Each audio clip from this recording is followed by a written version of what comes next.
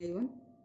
So on your demand, I am just giving the solution of first 8 questions of the test number 13. That is a few of the difficult question. First of all, I want to say that these questions of the NCERT exemplar. Okay.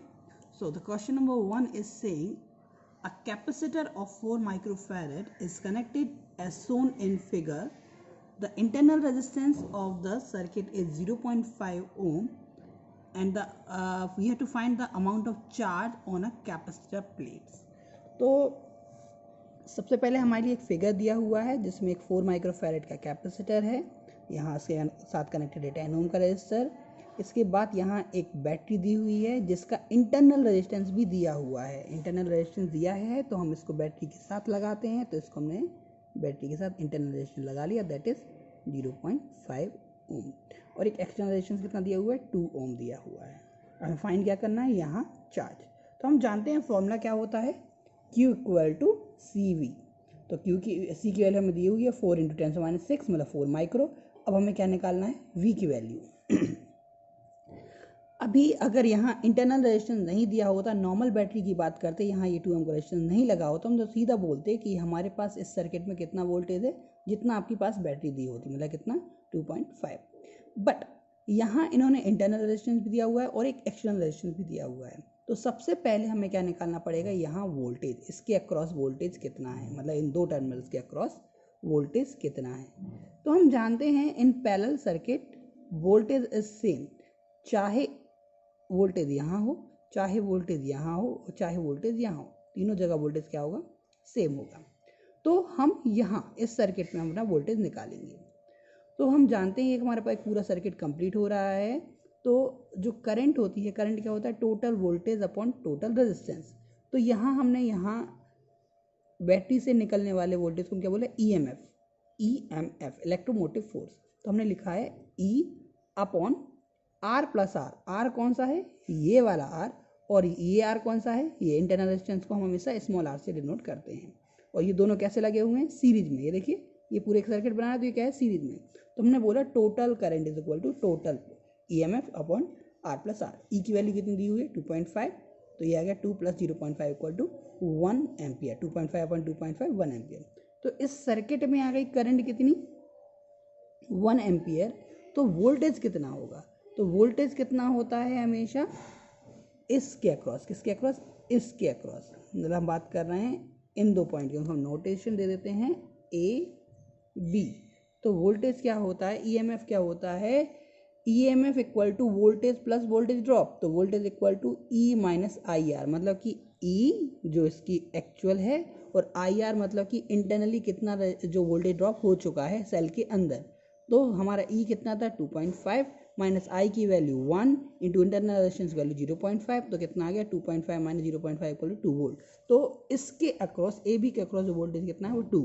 तो जो voltage यहाँ होगा वही voltage यहाँ होगा। आप देख लीजिए 1 × 2, यहाँ से भी निकाल सकते हो आप, I निकल गया तो V इक्वल टू क्या होता है, IR। तो इसके अक्रॉस वोल्टेज कितना आएगा, 1 × 2। आप ऐसे निकाल लीजिए, ईजी पड़ेगा। अगर आपको ये लग रहा है कि इट इज टफ वन, तो आप क्या करेंगे, इसके अक्रॉस वोल्टेज निकालेंगे। तो I आपका आ चुका 1 एम्पियर, तो वोल्टेज कितना आ जाएगा इसके अक्रॉस, 1 × 2 इक्वल 2 वोल्ट। तो 2 वोल्ट यहाँ आएगा, 2 वोल्ट यहाँ आएगा और 2 ही वोल्ट यहाँ आएगा। तो मतलब कि अब यहाँ वोल्टेज कितना आ गया आपके पास, 2 वोल्ट, और चार्ज आपके पास ऑलरेडी है ही। तो आपने क्या निकाल लिया, Q equal to C × V से Q equal to 8 micro coulomb. So that is the first question. Question number 2 was, a positively charged particle is released from a rest in an uniform electric field. So what will happen to the potential energy? So it's a very simple कि जब कोई charge particle को आप किसी electric field में, uniform electric field में आप छोड़ रहे हैं, आप यूनिफॉर्म इलेक्ट्रिक फील्ड में छोड़ेंगे, तो वो चार्ज पार्टिकल रेस्ट में था, बट अब यहाँ जैसे ही आप E में लगाएंगे तो यहाँ क्या लगेगा, एक इलेक्ट्रिक फील्ड लगेगी, इलेक्ट्रिक फोर्स लगेगा, तो चार्ज क्या होने लगेगा, रेस्ट से मोशन में आ जाएगा। मतलब उसकी जो पोटेंशियल एनर्जी है वो क्या होगी, इंक्रीज या decrease, definitely it is decrease. अब डिक्रीज कैसे होगी, किस डायरेक्शन में होगी, तो डेफिनेटली ये किस डायरेक्शन में होगी, इलेक्ट्रिक फील्ड की डायरेक्शन में होगी। तो मतलब कि हम इसको बोल सकते हैं, हमारे ऑप्शंस पढ़ें तो रिमेन कांस्टेंट, तो हम इसको नहीं बोल सकते क्योंकि ये डिक्रीज होगी, क्योंकि फोर्स लग रहा है। इंक्रीज तो होगी नहीं, तो क्या आ रहा है, डिक्रीज। अब हमारे पास दो ऑप्शन बचे, decrease because the charge moves along the electric field and charge moves opposite to the electric field, तो हमारा जो चार्ज है वो कहाँ जाएगा, इलेक्ट्रिक फील्ड की डायरेक्शन में ही जाएगा, क्योंकि हम एक बात यहाँ बात कर रहे हैं कि एक चार्ज को ई में रखना है, तो उस पर फोर्स क्या लगेगा, Q into E. Now question number 3। Question number 3 में आपके पास 3 फिगर दिए हुए थे और उससे पूछा था कि आपको इन स्टेटमेंट को पढ़ के बताना है कि क्या है। तो पहली स्टेटमेंट के पहले हम ऑप्शन देखेंगे, फिगर बाद में देखेंगे। ऑप्शन में लिखा होगा कि the work done in figure 1 is greatest, मतलब तीनों में से जो वर्क डन, पहला वर्क डन है वो बहुत बड़ा है। दूसरे में दिया हुआ है सेकंड वाला सबसे कम है, और तीसरे में दिया हुआ है कि तीनों वर्क सेम है, और चौथे में दिया हुआ है कि third one is bigger than second one then followed by 1। तो वर्क कैसे निकालेंगे, सबसे पहले हमें देखना है, हम जानते हैं कि ये सारे इक्विपोटेंशियल सरफेस हैं, और आप देखिए पहले फिगर में ए दिया हुआ है 20 वोल्ट लाइन पर और बी दिया हुआ है 40 वोल्ट लाइन पर। तो ए से बी तक लाएंगे तो कितना वोल्टेज का डिफरेंस होगा, 20 वोल्ट, तो वी इक्वल टू 20 वोल्ट। दूसरे फिगर में ए अगेन दिया है 20 वोल्ट की लाइन में और बी अगेन दिया है 40, मतलब फिर से कहाँ ला रहे हैं, 20 से 40 लेके आ रहे हैं, मतलब चेंज इन वी कितना आ रहा है, 20 वोल्ट, मतलब सेम। तीसरे फिगर में भी आप देखिए ए अगेन दिया है 20 वोल्ट लाइन पर और बी अगेन दिया है 40 वोल्ट लाइन पर, मतलब कि तीनों में आप जो वोल्टेज आप लेके आ रहे हैं in all 3 cases, A on 20 and be on 40, मतलब ए से बी तक लाने में आपको वर्क कितना करना पड़ेगा, सेम, क्योंकि आपका वी सेम है तो वर्क भी क्या होगा, सेम होगा। क्वेश्चन नंबर 4 देखते हैं। तो क्वेश्चन नंबर 4 कह रहा है the electrostatic potential on the surface of a charged conducting sphere is 100 volt. Now two statements are made. S1 is okay, इसको देखते हैं। आपको बोल दिया है कि यहाँ आपके पास एक वैल्यू दी हुई है।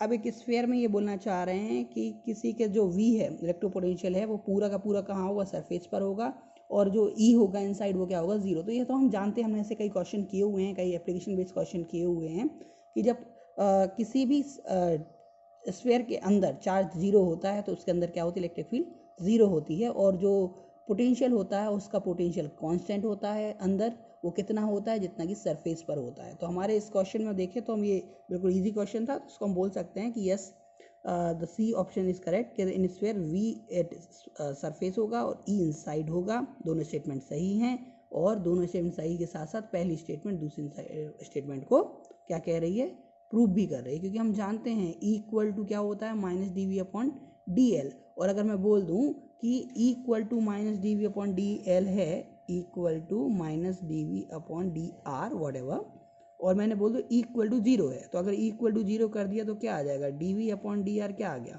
0, मतलब वी इक्वल टू क्या आ जाएगा, कांस्टेंट, क्योंकि अब इंटीग्रेशन करेंगे किसी भी नंबर का कांस्टेंट क्या होता, इंटीग्रेशन क्या होता है, समथिंग वैल्यूज, तो इसकी हमारी वैल्यू आ जाएगी, हमारा जो है कांस्टेंट आ जाएगा, तो कांस्टेंट आएगा सरफेस पे, तो हमारा फोर्थ का आंसर क्या हो जाएगा, सी।